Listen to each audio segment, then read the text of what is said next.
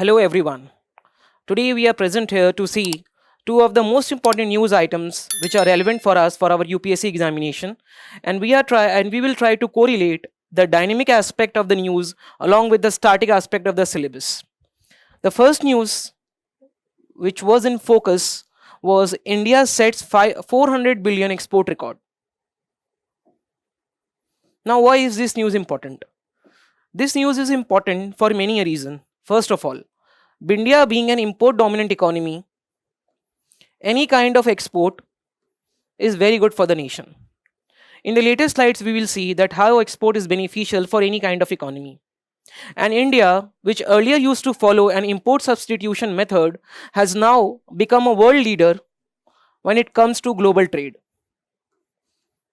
And in this era of deglobalization, where each and every nation is trying to follow an inward looking policy, this particular news, where India has surpassed many of its counterpart and achieved a target of 400 billion export, is a very prominent news item. So, actually, what the news is, India's annual merchandise goods export have crossed the 400 billion mark for the first time, which means that for the first time in history that India has crossed this mark of $400 billion export. This is 37% higher than the previous financial year when India exported goods worth rupees 291. See, this 291 billion, you can call it an aberration. Why? Because these were COVID years, and in COVID, the entire supply chain was affected. So when you will read the static portion of this particular part, you will know something about base effect. Now, what this base effect is, say for example, in the year 2019, the GDP of the nation was rupees 100. In 2020, which was a COVID year, the GDP shrunk to rupees 80. And in 2021, which is again a normal year, if the GDP is again 110, then what will seem like that this is a massive growth from previous year. But in actuality, the growth has been only rupees 10 if we see the aberrations year. This is what we call as base effect. Due to very low base, we get a wrong picture of the economy.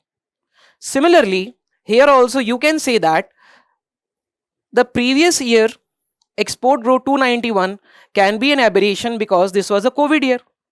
But if you look at the year prior to the COVID year, which was financial year 2019, then also the export was only 330 billion, which means that we have grown significantly from the year 2019. So what does this tell you? This tell you that not only the base effect has been dominant for this surge of export, but also many structural reasons, which we will see further. Now, we are talking about merchandise. What actually these terms mean? For that, you have to see the balance of payment chart. Balance of payment consists of two accounts. One is the current account and one is the capital account. But for the purpose of today's discussion, we only need to know about what current account is. Again, current account has two accounts inside it. The first is the merchandise account and the second is invisible. In the merchandise account, we only deal with the aspect of trade in goods. Whereas in invisibles, we also deal with trade in services, the income payments, and the transfers. So whenever we are talking about the word merchandise, we will only talk about the trade in goods. Say for example, India is a service dominated economy, but whenever for the computational purposes, we will treat the merchandise part of the balance of payment, we will take only goods into our consideration. So if there has been a surge in the merchandise export, which means that the physical goods produced in the economy are being exported and not the services as such. Why? What is the relevance of this particular term? Because India being a service dominated economy, we used to export a lot of services. For example, IT services, BPO, business process outsourcing, and all those stuff. This is the reason that India generally had a trade sufficiency or a trade surplus in balance of invisibles. But being an import dominated economy, we generally have a trade deficit in this particular merchandise portion.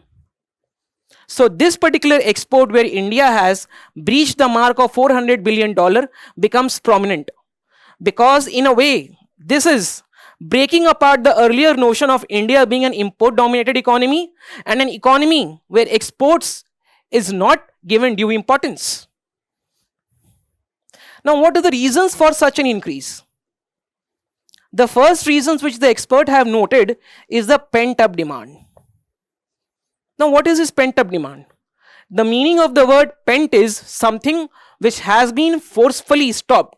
Say, for example, I have a container and I am forcefully stopping its things to come out by applying some pressure from the up. So, whenever this particular constituent will get any chance, it will come out. Similar thing has happened during the COVID times. In the COVID times, due to decrease in the wages, due to supply side shock, the demand had come down. Why? Because the people, they speculated that they are going to lose their job in the future. Their savings are going to be depleted. So what they did was that they saved a lot. And for that, they had to decrease their demand. So their demand was constricted for a certain amount of time. And this demand is known as pent up demand. You might have seen that in 2019, the COVID was most prominent during March, April and May. But during the Diwali festivities, market was on the surge. What was the reason behind this? The reason behind this was pent-up demand. The people, in the fear of losing out of a lot of money or in the fear of losing out of job, they didn't spend.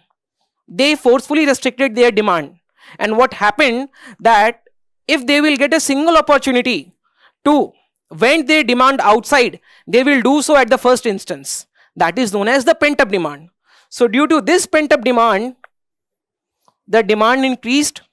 And when the demand increased, the production increased.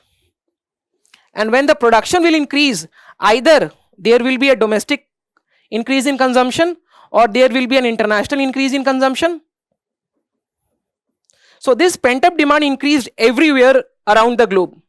And this made Indian products look more lucrative, which led to an increase in export. The second reason was expansionary monetary policy by developed economy. Now what actually happened was, expansionary policy means that there has been an increase in money supply. This is the simple meaning of the term expansionary policy. Okay. So if this expansionary policy is being done by the government, then that will be known as the fiscal policy. And if done by the central bank, then this will be known as monetary policy. But expansionary policy on a whole means increasing the money supply in the economy. Now, why are you increasing the money supply? Because due to COVID, there was deflation in the economy, or there was less of growth. So to promote this growth, you will have to give money in the hands of people. And what better way than to increase the money supply? Say for example, Indian government is creating more jobs through MG Narega, giving interest subventions. Or you can also say that Indian government is decreasing the export duty. This is also an expansionary monetary policy which will promote export. So all around the globe, expansionary policy was the norm of the day, and due to which the money supply in the economy increased, And this increase in money supply led to an increase in demand for Indian products or led to an increase in Indian export as such. And last is the boost in domestic manufacturing due to production link incentive scheme. The government during the COVID times or prior to that also, they opened up a policy known as performance linked incentive, which means that in proportion to the performance of a particular industry, it shall be incentivized. That incentive can be in many a form, for example, in the form of tax break, in the form of extra loans at lower interest rate, and all those things. So this also led to increase in manufacturing, and the goods, they became competitive in the global market, leading to increase in exports. Okay. Now, what was the major reasons or what were the goods and services which led to an increase in such kind of things? The first was increase in export of engineering products. The second was apparel and garments. You very well know that this is a labor intensive industry. So we can say that if the product from apparel and garment industry is increasing, which means that employment will increase. See, all these topics are correlated with each other. Whenever we are seeing growth in the industry which are basically capital intensive, then this may or may not lead to growth in employment. But if there is a growth in production of those industries which are labor intensive, say for example, textile industry, then this means that this is leading to increase in employment. So we can very well infer that if apparel and garment industry is leading to an increase in export, which means that there had to be an increase in production, and if there was increase in production, which means that there had to be increase in employment. So are you able to draw the correlation? If we are having an increase in export, then this will directly or indirectly lead to increase in employment scenario of the nation. The third is gems and jewelry, and the fourth is petroleum product. Many of you might be seeing this particular reason to be an aberration, but no. This is also one of the major products which India export to the outside world. Basically, we import crude oil, and by applying some manufacturing processes, we sell these petroleum products, for example, grease. Okay, so grease is a product which is made through crude oil. There are many processes behind which. So on the one hand, India imports crude oil, and on the other hand, India export finished petroleum products. Also, the agriculture sector too recorded highest ever export during 21-22. Many a thing are included in this. But you know, during the COVID year, maximum of the industries, they recorded a negative growth. But agriculture was perhaps the only resilient industry which showed a positive growth rate. So in a way, we can say that agriculture was one of the main reasons which kept the sustainability of the nation going. Okay, you can use this point whenever you talk about agriculture. Say for example, in a mains question, you have to write about the drawbacks of agriculture, where we talk about that we need to decrease the employment in agriculture and increase its GVA.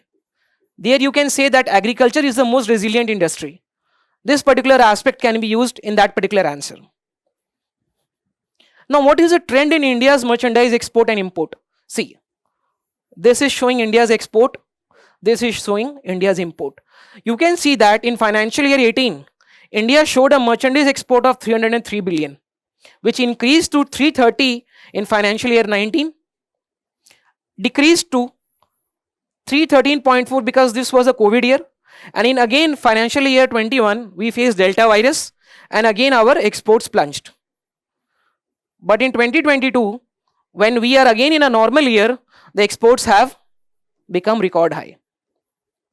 But one thing which you should keep in your mind is that along with the exports, our import have also increased. The import, which was 465 billion in financial year 18, and in the COVID year, this was 474 and 394 respectively. In financial year 22, this has increased to 589 billion. Is it not a cause of worry for us? Yes, very well. Why? Because even if our exports are increasing, but our imports are also increasing subsequently. So this won't lead to a net increase in forest reserve. Net increase in forest reserve. Moreover, if we see our export basket, then it contains petroleum product. It contains gems and jewelries. India doesn't have proven reserves of raw gems. India also doesn't have proven reserves of crude oil, which is in such a large quantity that after using it for our transportation needs, we can make petroleum products out of it. So for exporting such things, on the first hand, we are importing such things. This creates a lot of problem, and this is a kind of a cyclical problem which goes on and on in our economy. So if someone asks you that what is the reason that along with increase in export, our imports are also increasing, then you can very well answer that question. That our export basket consists of those finished products for which raw materials sourced are imported. This is one of the major reasons why our imports are also increasing along with increase in exports. Now, why exports are important for a nation? First of all, they are the fundamental drivers of growth. Why? If exports are increasing, first of all, this will lead to increase in employment, increase in growth, increasing forex, and if forex is increasing, then this will prevent balance of payment crisis, which India faced in 1991. Moreover, the more we export the good, our global stature increases. It influences countries' GDP, exchange rate, level of inflation, and interest rate. Now, how does export influence the level of inflation? See, we can conclude that if exports are increasing, which means that our domestic goods are more competitive than the goods which are produced somewhere else. So, with exports increasing, we will face less currency risk, and with the less currency risk, inflation is controlled. A robust export data is beneficial as it leads to increase in job opportunities. It is also a good means by which a country can bring itself out of the recessionary phase. How can it bring itself out of the recessionary phase? Say for example, if there is recession in the economy, which means that there is less of demand. Okay, so what we will do, that we will produce those goods which can be exported. This will not lead to an increase in domestic demand, but what it will do, that it will give money in the hand of people, because for exporting goods we need to provide subsequent employment to the people, and if the people are employed, and they will have wages in their hand which they are going to spend in the domestic economy. So once they are given employment and wages, this will create the virtuous cycle of demand leading to growth. And last, it plays a key role in strengthening the domestic manufacture units by scaling up their quality. Why? Say for example, if one unit is exporting something, and if they are incentivized to export more, then they are going to increase their productivity, they are going to scale up their manufacturing processes, and in this way they can create multiplier effect in the economy. Now, import and trade deficit, this I have already told you, that with subsequent increase in exports, our imports are also increasing. As you can see that our export may rise to 120 billion this year. India's import have shot up to record levels and end up at 200 billion over 2021's import figure of 393 billion. The reason I have told you, that our export basket consists of those goods for which raw materials are sourced from outside. The trade deficit of this year could be 190 billion. Now what is this trade deficit? I have told you, in the balance of payment we have two accounts. In the current account we have the merchandise export, merchandise trade, and this is also known as the trade account, and we get trade deficit when our imports are greater than our export. So India could have a trade deficit of 190 billion, which means that our imports will be greater than our exports by 190 billion, and the monthly trade deficit has been spiking and hit a record of 22.9 billion with imports greater than export. So what can be the probable reason, or how can we decrease our import? By including those items in our exports basket for which raw materials can be sourced domestically. Okay, then this is it for today's news. Thanks for watching. If you need to contact us, then you can get back to us on Facebook, on Instagram, on Telegram, and in case of any query, then this is our number. We shall be more than ready to help you. Thank you.